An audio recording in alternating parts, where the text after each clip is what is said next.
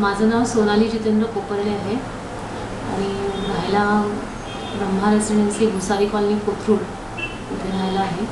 ID number आहे 169776 आणि पेशंटचं नाव जितेंद्र कोपर्डे.